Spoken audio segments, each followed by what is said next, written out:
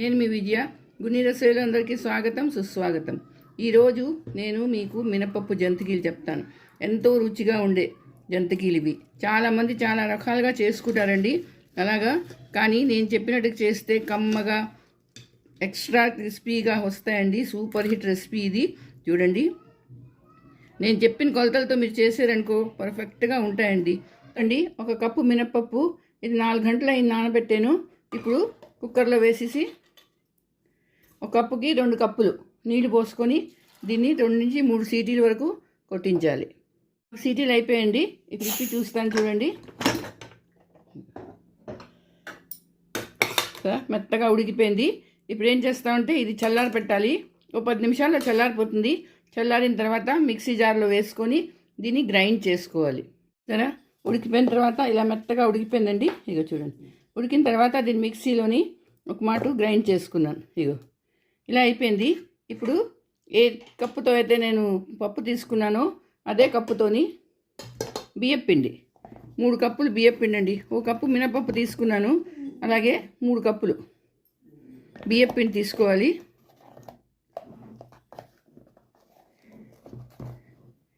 కొంచెం జల్లించుకోవాలి. చూడండి, ఇదిగో రెండోది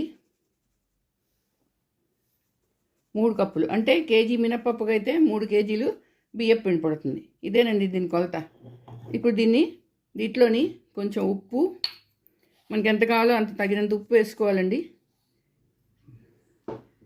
తర్వాత వాము కంపల్సరీ. దీనికి వాము మాత్రం వేయాలండి. వాము చాలా బాగుంటుంది, డైజెస్టిక్ బాగుంటుంది, మామూలుగా టేస్ట్కి కూడా చాలా బాగుంటుంది.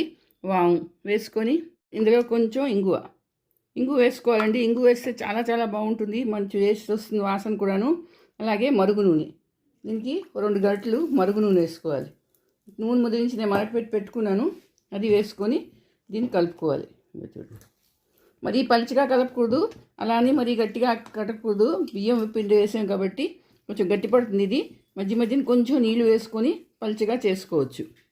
ఒక గుర్తుంచుకున్న విషయం ఏమిటంటే ఈ పిండిలోని కారం మాత్రం అస్సలు వేయకూడదండి.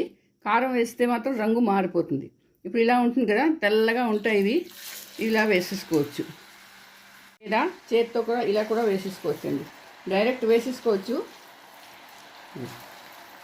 అందులో ఎన్ని వస్తే అన్ని వేసుకోవాలండి. మరి హైలో పెట్టకూడదు, గ్యాసు కొంచెం మీడియం హైలో పెట్టాలి. చూడండి, వేగిపోయి ఎంత తెల్లగా ఉన్నాయి చూసారా. ఇది ఎర్రగా ఉండదు, కారంగా వేసారంటే మాత్రం రంగు మారిపోతుందండి.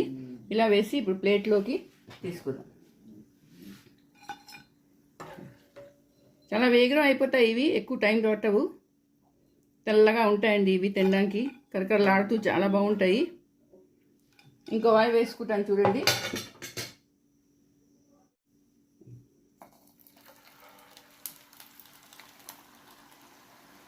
మీరు చిన్నవి వేసుకోండి, పెద్దది వేసుకోండి, ఎలా అయినా వేసుకోవచ్చు అండి. మినపప్పుతో చేసిన తెల్లటి జంతికీలు రెడీ అయిపోయాయి చూసారా. చాలా గుల్లగా వస్తాయండి. ఇగో సరే, అంత కరకరలాడుతూ ఉన్నాయి, చాలా బాగుంటాయి ఇవి. ఇగో చూసారా, ఇగో చాలా బాగుంటాయండి. మరి మీరు చేసుకోండి, అందరికీ చేసి పెట్టండి. నా వీడియో నచ్చిందా అయితే తప్పకుండా సబ్స్క్రైబ్ చేయండి, అలాగే లైక్ షేర్ కూడా చేయండి. మళ్ళీ ఇంకో వీడియోతో కలుస్తాను. అంతవరకు సెలవు.